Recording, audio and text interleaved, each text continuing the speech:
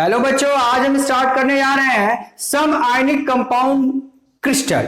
ये आप लोग अभी तक जो अरेंजमेंट पढ़े थे सॉलिड स्टेट में, एबी अरेंजमेंट और जितने भी अरेंजमेंट पढ़े थे, ये आयनिक कंपाउंड के बारे में, आयनिक क्रिस्टल के बारे में एक्सप्लेनेशन है। इसमें क्वेश्चन कैसे आता है, बस हिंट दिया रहेगा कि रॉक सॉल्ट स्ट्रक्चर या सीजियम क्लोराइड स्ट्रक्चर या जिंक ब्लेंड स्ट्रक्चर, वहां पर नेमिंग करके, यानी नेमिंग करके अगर क्वेश्चन देगा तो आपको अगर कोऑर्डिनेशन नंबर पूछा या आपको पूछा किस टाइप का स्ट्रक्चर है, उसका रैंक पूछ लिया, यानी रैंक क्या होता है, number of unit particles per unit cell, number of particles per unit cell, जिसको रैंक आप लोग कहते हैं। कहा जाए रॉक सॉल्ट स्ट्रक्चर की बात अगर हम करें, रॉक सॉल्ट एक जैसे NaCl पत्थर, क्रिस्टलाइज पत्थर की तरह होता है, तो उसमें जो अरेंजमेंट होगा rock salt structure, it's so FCC arrangement. FCC arrangement face centre पे अरेंजमेंट होता है।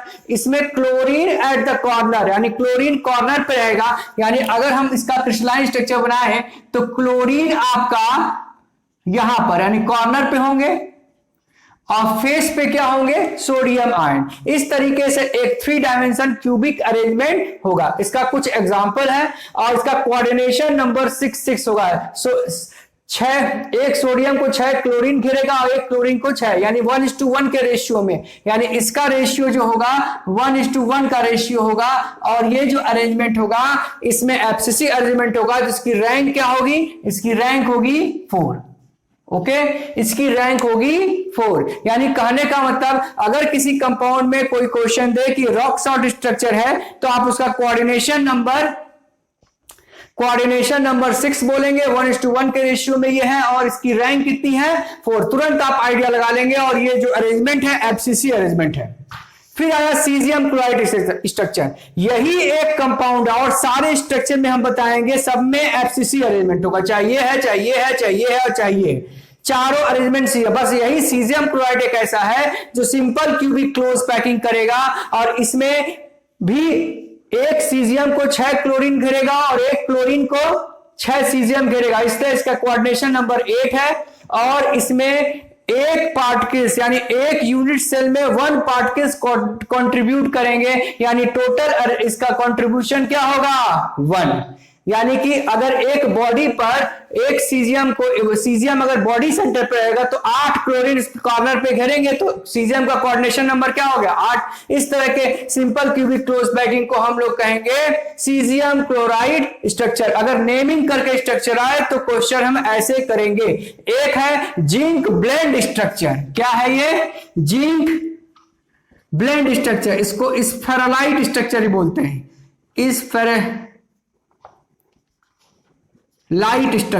स्फेरालाइट स्ट्रक्चर ही बोलते हैं। अगर जिंक ब्लेंड स्ट्रक्चर या जेडएनएस स्ट्रक्चर या स्फेरालाइट स्ट्रक्चर दे तो ये सीसीपी अरेंजमेंट करेगा, यानी 3 डायमेंशन अरेंजमेंट करेगा। और इसमें इनमें sulphur at face, sulphur face centre पे होगा और जिंक उसको घेरेगा, तो इसमें 4 सल्फर एक जिंक को घेरेंगे और इसी तरीके से एक सल्फर को 4 जिंक घेरेंगे। और ये जो स्ट्रक्चर बनेगा CuCl, CuBr, इस तरह के स्ट्रक्चर बनेंगे। जनरली जितने डी ब्लॉक के क्रिस्टल हैं, जिंक CuCl, CuBr, देखिए डी ब्लॉक के जो आयनिक क्रिस्टल हैं वो इस तरह का स्ट्रक्चर शो करते हैं, जिंक सल्फाइड स्ट्रक्चर या जिंक ब्लेंड स्ट्रक्चर। ये भी एफसीसी अरेंजमेंट करेगा। इसकी रैंक कितनी होगी, 4।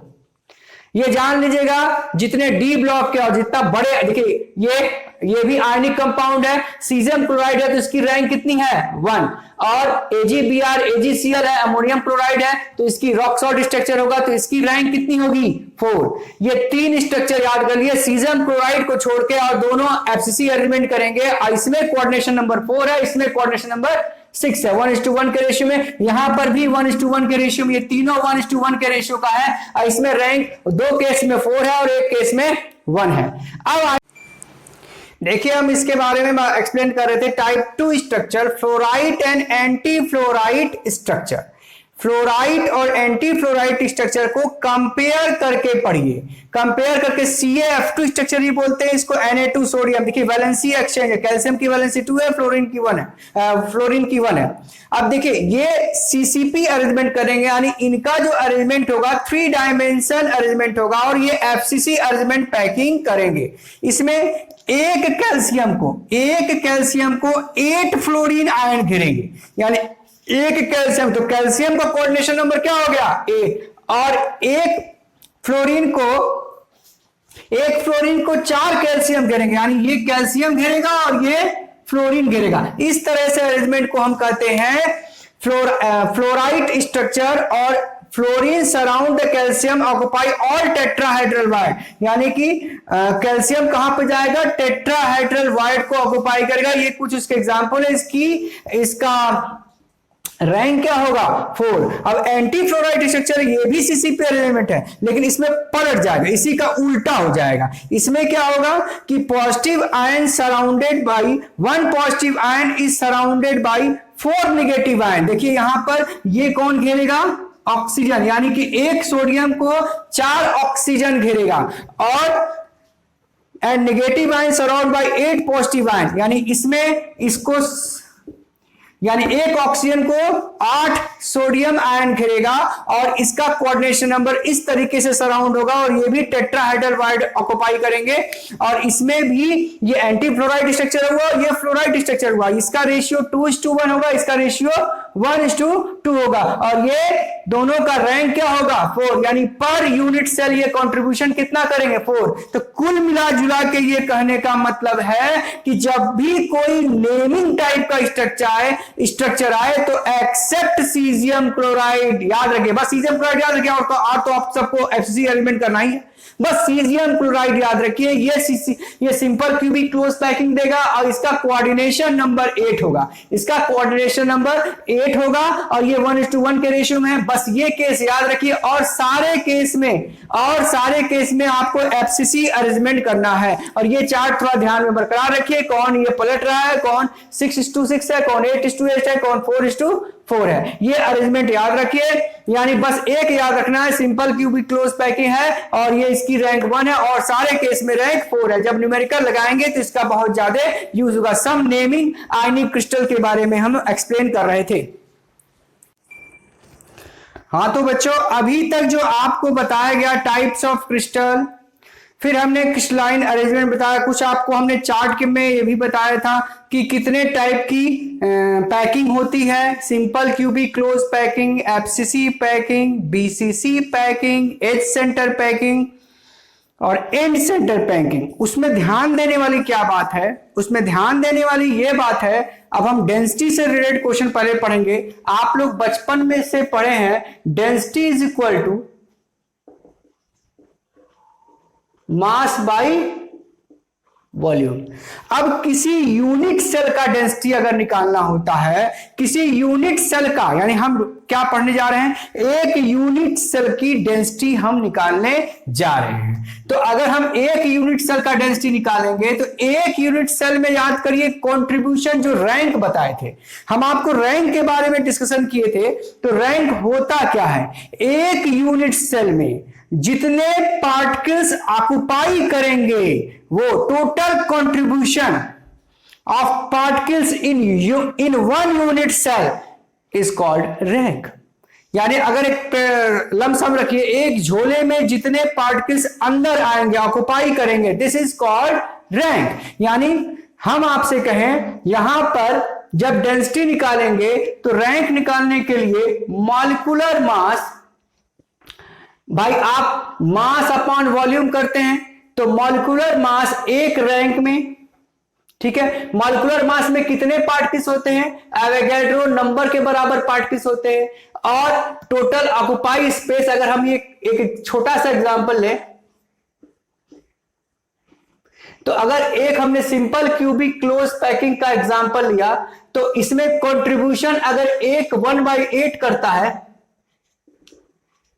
तो टोटल कंट्रीब्यूशन कितना हो गया पर यूनिट सेल 1, यानी यहां पर रैंक की वैल्यू कितनी हुई 1, यानी ये एक यूनिट सेल की, यानी कि डेंसिटी ऑफ 1 यूनिट सेल हम निकालने जा रहे हैं। एक यूनिट सेल की डेंसिटी, आप कभी डेंसिटी निकालेंगे तो एक यूनिट सेल का वॉल्यूम क्या होगा, अगर हम कहें एक क्यूब है तो वॉल्यूम ऑफ क्यूब क्या लिखेंगे आप,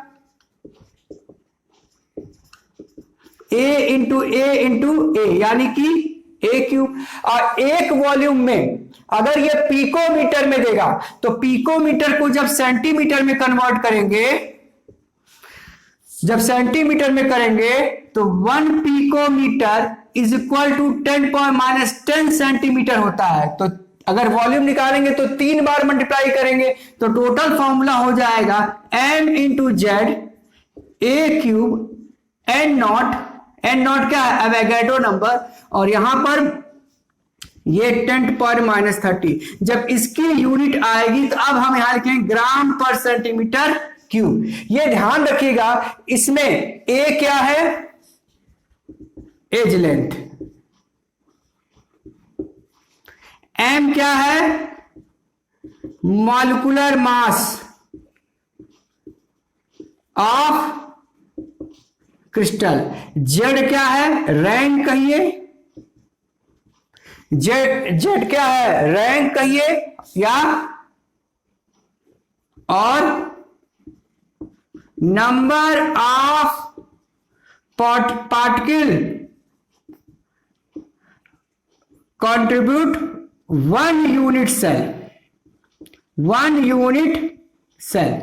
इसके पहले जो हम आपको बताए थे कितने पार्टिकल्स एक यूनिट सेल को ऑक्युपाई करते हैं, दिस इज कॉल्ड रैंक। और एन नॉट क्या है एवोगाड्रो नंबर, जो होता है 6.022 इंटू 10⁻23।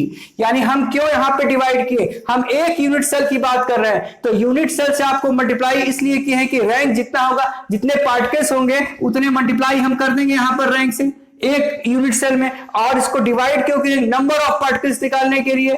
और एक यूनिट सेल, अगर यूनिट सेल के रिस्पेक्ट में एक मॉलिक्यूलर मास अगर आप लेंगे तो एक मॉलिक्यूलर मास में कितने पार्टिकल्स होते हैं 6.023 इंटू 10⁻23, और उसको रैंक से मल्टीप्लाई करेंगे तो एक यूनिट सेल में कन्वर्ट हो जाएगा। इस तरीके से हम डेंसिटी इज इक्वल टू, ये क्या है मॉलिक्यूलर मास, ये क्या है रैंक, ये ए क्यूब क्या है एज लेंथ, और ये एन नॉट क्या है एवोगाड्रो नंबर। अब इसमें आप जब भी न्यूमेरिकल लगाएंगे तो इसमें कितने टाइप के न्यूमेरिकल बनते हैं, देखिए पहले टाइप का न्यूमेरिकल ऐसा होता है, जैसे हम कुछ न्यूमेरिकल आपको दिए हुए हैं, इसमें पहले अगर कभी किसी कंपाउंड की डेंसिटी आपसे पूछा तो एज लेंथ गिवन होगा, एज लेंथ आपका गिवन होगा, एज लेंथ यानी ए आपका दिया रहेगा, और एवोगाड्रो नंबर तो आपको याद ही है, ठीक है। जो एज लेंथ दिया और टाइप्स ऑफ पैकिंग देगा, टाइप्स ऑफ पैकिंग देगा, इससे आप तुरंत जेड पता लगा लेंगे। यानी अगर एज लेंथ दिया तो आप समझ जाइए वो ए है, टाइप्स ऑफ पैकिंग दिया तुरंत आप टाइप्स ऑफ पैकिंग मान लीजिए अगर 2 तरीके से दे सकता है, एफसीसी पैकिंग दिया तो आप समझ जाइए उसकी रैंक क्या है 4, बीसीसी पैकिंग दिया तो आप समझ जाइए उसकी रैंक क्या है 2, सिंपल क्यूबिक क्लोज पैकिंग दिया तुरंत आप समझ जाइए उसका रैंक क्या है 1, एच सेंटर पैकिंग दिया तो तुरंत उसका रैंक समझ जाइए 4। ये हम चार्ट आपको सेकंड की थर्ड लेक्चर में हम शायद आपको इस चीज को एक्सप्लेन किए हुए हैं, सेकंड और थर्ड लेक्चर आप लोग एक बार फिर से देख लीजिएगा, ठीक है। टाइप्स ऑफ पैकिंग में यहां पर टाइप्स ऑफ पैकिंग देगा, और दूसरा तरीका जो अभी हम इसी लेक्चर में बताए हुए हैं कि नेमिंग स्ट्रक्चर दे, जैसे NaCl टाइप स्ट्रक्चर दे तुरंत समझ जाए उसकी रैंक 4 है, क्लियर। अब देखिए एज लेंथ दिया रहेगा और कहेगा फाइंड डेंसिटी, तो आपको ये मालूम है, और टाइप्स ऑफ पैकिंग भी दिया हुआ है। अब नाम दिया रहेगा कंपाउंड NaCl है कि कोई नाम दिया रहेगा, उससे उसका मॉलिक्यूलर मास निकाल लेंगे और कहानी यहां मॉलिक्यूलर मास रख लेंगे। मान लीजिए कोई कंपाउंड दिया है, मान लीजिए वो दे दिया है सिल्वर, तो सिल्वर दिया तो आप समझ जाएंगे इसका 108। वैसे आपको मॉलिक्यूलर मास एग्जाम में दिया रहेगा, परेशान होने की जरूरत नहीं है। यानी यहां मॉलिक्यूलर मास रख दिए, एज लेंथ रख दिए ए की वैल्यू और टाइप्स ऑफ पैकिंग से रैंक रख दिए और डेंसिटी हम कैलकुलेट कर लिए। ये है टाइप 1 प्रॉब्लम, यानी इस तरीके से टाइप 1 प्रॉब्लम करेंगे। अब देखिए टाइप 2 प्रॉब्लम क्या होता है, जिसमें रेडियस दिया रहेगा, रेडियस आर गिवन। इसमें ट्रिक याद रखिएगा, अगर रेडियस दिया रहेगा, अगर रेडियस दिया रहेगा तो आप कैसे पता लगाएंगे। देखिए अगर रेडियस दिया रहेगा तो आपको हम 4 रिलेशन पढ़ाए थे। पहला, अगर सिंपल क्यूबिक क्लोज पैकिंग है तो R is equal to A/2 है। अगर सिंपल क्लोज पैकिंग है तो R is equal to A/2 है। और अगर FCC पैकिंग है तो R is equal to A/2√2 है। और अगर BCC पैकिंग है तो R इज इक्वल टू √3/4 है। अब इन दोनों के रिलेशन से अगर रेडियस गिवन होगा तो एज लेंथ हम इनकी मदद से निकाल लेंगे। और अगर एज सेंटर है तो R is equal to A/4 कर लेंगे। इस रिलेशन से हम एज लेंथ को फाइंड कर लेंगे, यानी रेडियस गिवन होगा तो एज लेंथ इस रिलेशन से, ये दिया नहीं रहेगा, ये आपको याद रखना चाहिए, इससे हम फाइंड कर लेंगे। और टाइप्स ऑफ कंपाउंड मान लीजिए वो दिया है एल्युमिनियम, एल्युमिनियम दिया तो एल्युमिनियम का मॉलिक्यूलर मास एटॉमिक मास 27 हो गया, यानी ये 27 ग्राम आपको गिवन है, ठीक है। और फिर टाइप ऑफ पैकिंग दी रहेगी तो टाइप ऑफ पैकिंग से टाइप ऑफ पैकिंग से आप उसका रैंक डिसाइड कर लेंगे। ये टाइप 2 हो गया, यानी एल्युमिनियम किस टाइप का एटॉमिक मास पता चल गया, टाइप ऑफ पैकिंग पता चल गया और एज लेंथ पता चल गया। अब हम इसको डेंसिटी हम फाइंड कर लेंगे, यानी कि हमको इस रिलेशन से पहले एज लेंथ निकाल लेंगे। अगर वो कंपाउंड का नाम दिया रहेगा तो हम एटॉमिक मास या मॉलिक्यूलर मास यहां पे रख लेंगे और टाइप ऑफ पैकिंग से हम रैंक पता कर लेंगे। टाइप ऑफ पैकिंग से हम उसका रैंक, मान लीजिए एल्युमिनियम की स्लाइड इन बीसीसी पैकिंग, तो बीसीसी पैकिंग आप समझेंगे तो तुरंत आप इसका इस रिलेशन से एज लेंथ की वैल्यू क्या हो जाएगी, ए की वैल्यू हो जाएगी 4R/√3। इसकी वैल्यू यहां पे रख लेंगे, एज लेंथ की वैल्यू रख लेंगे, फॉर्मूले में एज लेंथ की वैल्यू यही पूरा पुट कर देंगे ए क्यूब पर, और एटॉमिक मास यहां पे 27 लिख देंगे। और इसकी रैंक क्या होगी, अगर रैंक बीसीसी पैकिंग है तो बीसीसी होगी तो इसकी रैंक क्या हो जाएगी 2। और इस तरीके से आप कैलकुलेट कर लेंगे कैसे आप डेंसिटी कैलकुलेट करते हैं। यहां तक आपको ये टाइप 1 क्वेश्चन है, ये टाइप 2 क्वेश्चन है। देखिए कुछ आइडिया हम और देंगे जब क्वेश्चन लगवाएंगे, ये जरा नोट कर लीजिए पॉज करके, हम मिटाने जा रहे हैं।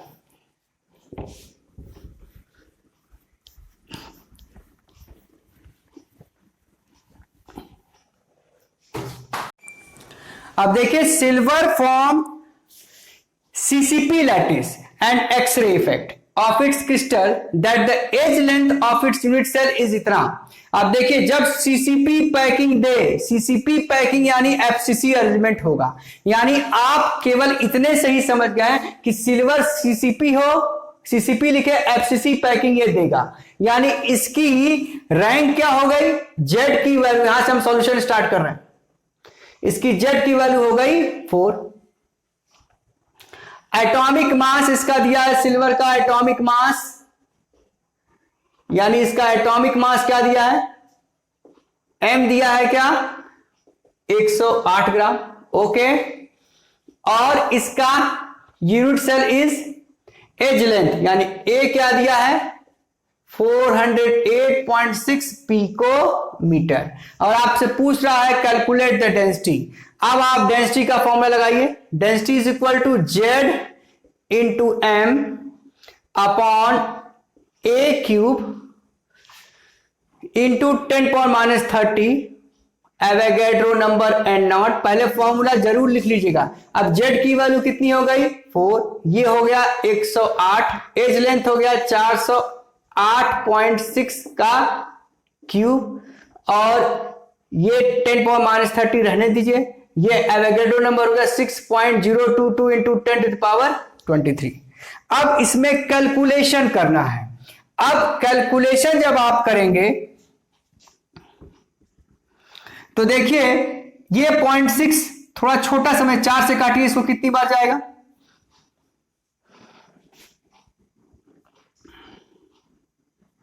अभी मत काटिए, ये 4 है तो 4 इंटू 108। अब ये 408 है तो इसको कैलकुलेशन जब आप करेंगे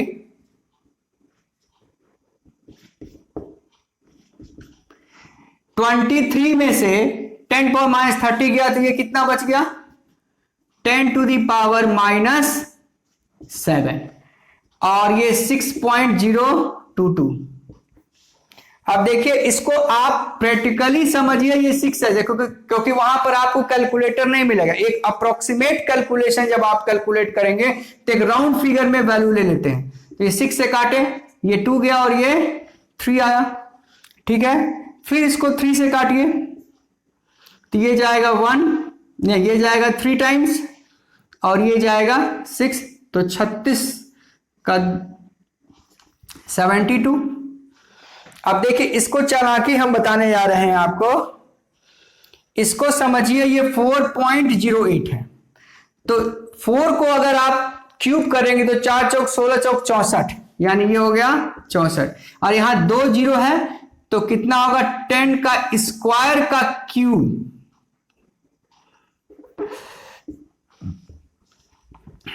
इंटू 10⁻⁻7। अब इसको डायरेक्ट काटिए, 64 एक बार जाएगा, ओके।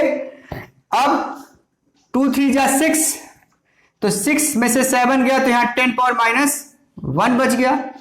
अब इसको अगर 64 से काटेंगे तो 64 एक बार जाएगा और बचा कितना? 12 120। तो देखिए इसकी वैल्यू आप घटाए थे तो थोड़ा सा इसको बढ़ा के रख दीजिए, यानी कहने का मतलब है यहां पर 120 है तो 1.2 ले लिए। तो ये जो डेंसिटी कैलकुलेट करके आई है, अप्रोक्सीमेट आपका आंसर जितना आया है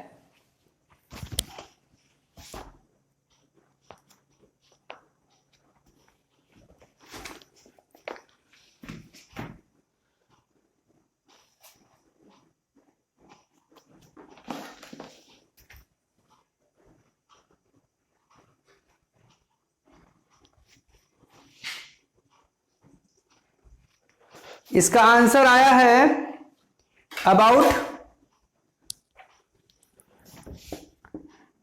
10, ये 10 इधर जाएगा तो लगभग 10.5 ग्राम पर सेंटीमीटर क्यूब। ये आप कैलकुलेशन के हिसाब से, अब अगर इसको ऐसे करेंगे, देखिए ये 10 ऊपर जाए तो ये क्या हो जाएगा? 1.2 इंटू 10, तो लगभग आप इसको इसी तरह लिखिएगा, सिग्निफिकेंट फिगर में आंसर लिखिएगा।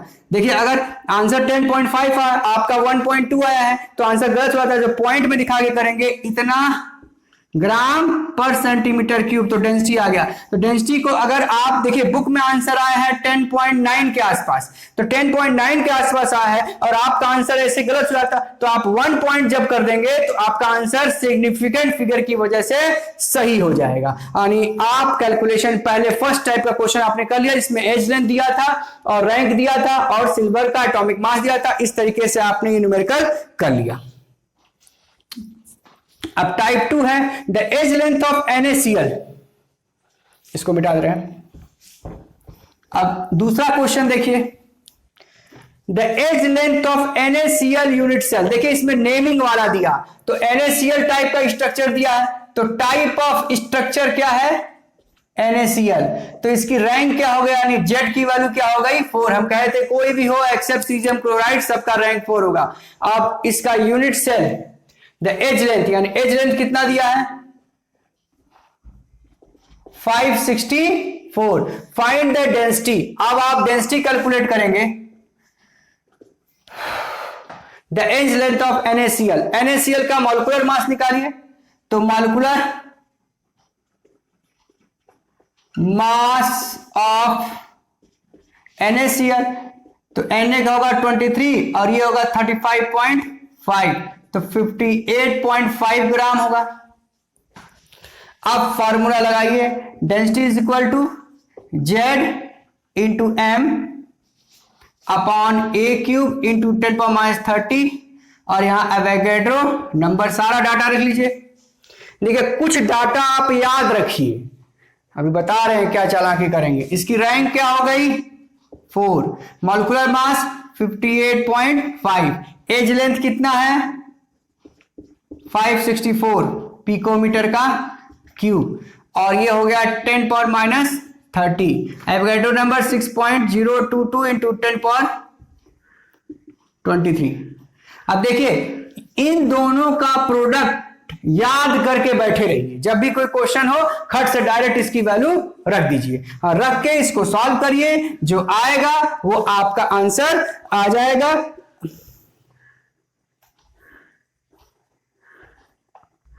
इसका आंसर आया 2.16 ग्राम पर सेंटीमीटर क्यूब। इस तरीके से आप डेंसिटी कैलकुलेट करें, ये कैलकुलेशन आप लोग कर लीजिएगा। यानी ये था टाइप 2 क्वेश्चन जिसमें आपको नेमिंग स्ट्रक्चर, नेमिंग से आप रैंक का अंत आया, ट्रिक पे पहचानी, कैलकुलेशन आप लोग अपने आइडिया से इसको रट के बैठे रहिए। 564 है जिसको राउंड फिगर में आप 55 लेके सॉल्व करके अप्रोक्सीमेट आइडिया सॉल्व कर सकते हैं। ये था टाइप 2 क्वेश्चन। अब टाइप 3 पे आइए, calculate the density of silver. ये क्वेश्चन अक्सर एग्जाम में आता है, एनसीईआरटी का क्वेश्चन है। Calculate the density of silver which crystallize in FCC packing. अब जो एफसीसी दिया आप थर्ड क्वेश्चन एफसीसी दिया है तो रैंक क्या होगा इसकी 4। FCC packing, the distance between the nearest metal is 287। हाँ ये सेकंड क्वेश्चन, थर्ड क्वेश्चन बता रहे calculate the density of silver which crystallize in FCC form. तो एफसीसी फॉर्म है तो एफसीसी है तो आप इसकी रैंक क्या हो जाएगी, रैंक हो जाएगी 4। और the distance between the nearest metal is 287 metre. तो देखिए जब दो क्रिस्टल आपस में कंबाइन करते हैं तो एक आर होता है छोटा वाला, एक आर होता है बड़ा वाला, तो हम आर प्लस आर को अप्रोक्सीमेटली 2r के बराबर रख देते हैं। अब ये 2r को ही कहते हैं nearest distance between nearest metal. अब ये इक्वल टू क्या दिया है 287 पिकोमीटर, तो r इज इक्वल टू हो गया 287/2, ये हुआ। अब इसमें एफसीसी अरेंजमेंट दिया है, तो अभी हम बताए थे एफसीसी अरेंजमेंट जो रिलेशन बिटवीन एज लेंथ और रेडियस में होता है, तो r इज इक्वल टू होता है a/2√2। तो a की वैल्यू क्या हो गई 2r 2√2r। तो अगर आप r की वैल्यू यहां पुट कर दीजिए तो क्या होगा 2√2 इंटू 287/2, 2 से 2 कट गया यानी कि √2 इंटू 287 पिकोमीटर, ये आ गया एज लेंथ। अब एज लेंथ आपको पता है, रैंक पता है, एटॉमिक मास पता है।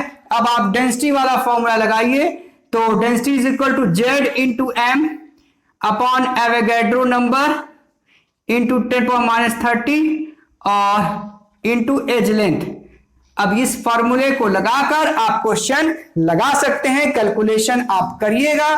कैलकुलेशन में देखिए यहां पे डेंसिटी यानी जेड की वैल्यू कितनी हो गई 4 और मास क्या है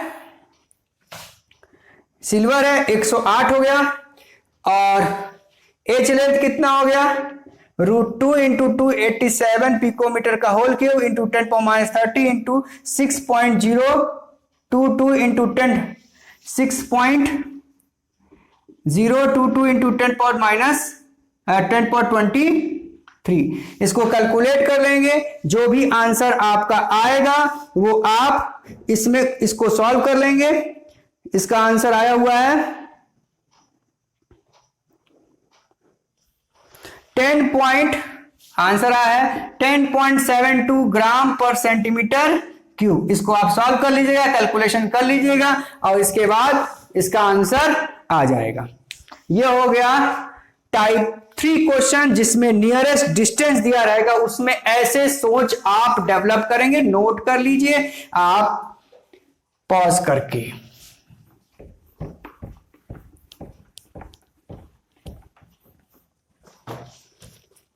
हाँ, इसके बाद की कहानी है element A crystallise in FCC arrangement.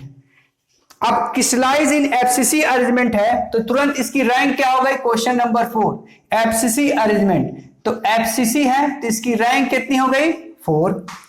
FCC arrangement in 200 gram of this element has इतने लड्डू यानी इतने पार्टिकल्स, कितने पार्टिकल्स हैं, नंबर ऑफ पार्टिकल कितने हैं 4.12 इंटू 10 टू द पावर 24। अब देखिए एक मॉलिक्यूलर मास में कितने पार्टिकल्स होते हैं, एक मॉलिक्यूलर मास में कितने पार्टिकल्स होते हैं 6.023 इंटू 10 टू द पावर 23। तो आप क्या करिए पहले इसकी मदद से इसको मॉलिक्यूलर मास में कन्वर्ट कर लीजिए। इसमें कितना मास है 200 ग्राम, तो हम पहले मास ऑफ वन पार्टिकल्स क्या होगा, कह रहा है 200 ग्राम में कितने पार्टिकल्स है, इतने पार्टिकल्स, तो मास ऑफ वन पार्टिकल्स क्या हो जाएगा 200 अपॉन 4.12 इंटू 10 पावर 24। तो आपको mass of one Avogadro number particles, यही ना मॉलिक्यूलर मास होता है, इसको मॉलिक्यूलर मास कहेंगे। तो 200 upon 4.12 into 10 to the power 24 into 6.022 into 10 to the power 23, इसको आप कैलकुलेट करेंगे तो ये 24 है, ये 200 इंटू 6 कर लीजिए, और 24 में से 23 क्या आती है 10 पर -1 हो गया, और ये हो गया 4.12। ओके, अब इसको 2 से काट लीजिए, ये 100 हो जाएगा, ये 206 हो जाएगा। अप्रोक्सीमेटली इसको 2 से काटिए तो कितनी बार जाएगा 3, तो लगभग ये 29.8 ग्राम आया। हमारा 30 आ रहा है लेकिन आपका हम राउंड फिगर में 29.8 ग्राम, हम 29.9 ग्राम है के आसपास आंसर आ रहा है। ये मास ऑफ पार्टिकल्स हो गया। अब आपको निकालना है डेंसिटी, तो डेंसिटी का फॉर्मूला लगाइए Z into M A cube 10 power -30 into Avogadro number. Z की वैल्यू कितनी है, एफसीसी पैकिंग, रैंक कितना है, नहीं रैंक 4 है, मॉलिक्यूलर मास हो गया 29.9, अप्रोक्सीमेटली 30 समझिए उसको, ठीक है। और एज लेंथ दिया हुआ था ना, इसमें डेंसिटी दिया हुआ है और हमको एज लेंथ निकालना है, तो ठीक है ओके। ए क्यूब 10 पावर -30 और Avogadro number 6.22 into 10 to the power 23, और डेंसिटी क्या दिया है 7.2। अब इसको कैलकुलेट करेंगे, सब ये कैलकुलेशन करेंगे, तो ए क्यूब आपका कैलकुलेशन हम सीधे राउंड फिगर में ये लिख दे रहे हैं जितना आया है। ये कितना आया है 121 इंटू 10 पावर 6 ये आया है। ये जो भी आएगा पिकोमीटर में आएगा। अब देखिए इसका क्यूबेक रूट निकालेंगे, तो याद करिए 4 चौक 16 64, 5 का करें 5 5 25 25 125, 125 के इर्द गिर्द है ये।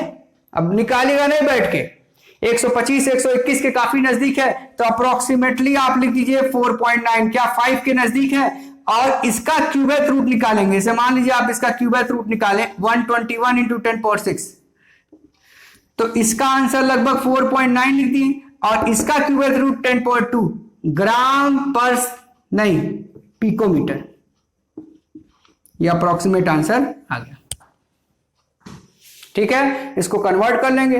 अब आखिरी क्वेश्चन पे आ जाइए, इसको पॉज करके नोट कर लीजिए।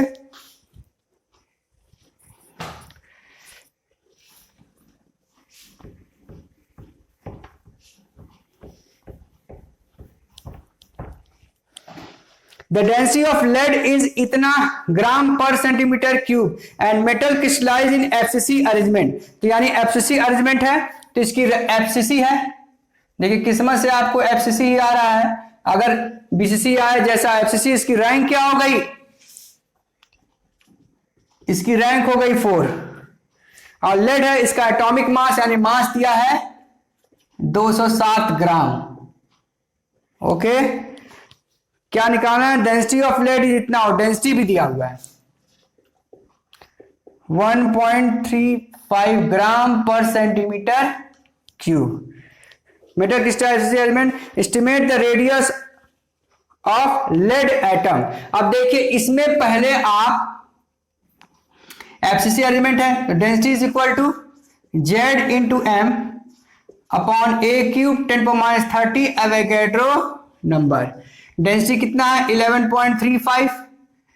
जेड कितनी है? 4, 207 ग्राम। ए क्यूब कितना हो गया? आपको नहीं पता है, सबसे पहले इसमें भी ए निकालना पड़ेगा। 10⁻30 और ये एवोगैड्रो नंबर की वैल्यू 6.022 इंटू 10⁻23। इसको सॉल्व करिए। जब इसको सॉल्व करेंगे तो अप्रोक्सीमेट इसका आंसर आएगा, जो भी आएगा इसका आंसर, ए की वैल्यू आएगी, ए जब कैलकुलेट करेंगे तो 495 पिकोमीटर के आसपास आएगा। इसको आप कैलकुलेट करके ए फाइंड करिएगा। जब ए आपका फाइंड हो जाएगा तो एफसीसी में R is equal to, radius पूछ रहा है ना, हाँ, R is equal to A upon 2√2 का फॉर्मूला रखिएगा। एज लेंथ 495 और 2√2 को ऐसे डायरेक्ट मत करिएगा, रेशनलाइज कर लीजिएगा। 495 इंटू √2 और 2 2 जा 4, काट के √2 से मल्टीप्लाई कर, इसमें √2 की वैल्यू रख लीजिएगा। 495 इंटू 1414, या तो ऐसे √2 में ही आंसर छोड़ दीजिएगा, इतना पिकोमीटर। इस तरीके से आप सॉल्व कर लीजिएगा, सारे क्वेश्चन हो जाएंगे। हमने 4-5 क्वेश्चन आज लगवाए हैं, फिर इसके बाद जो क्वेश्चन होगा हम बता देंगे।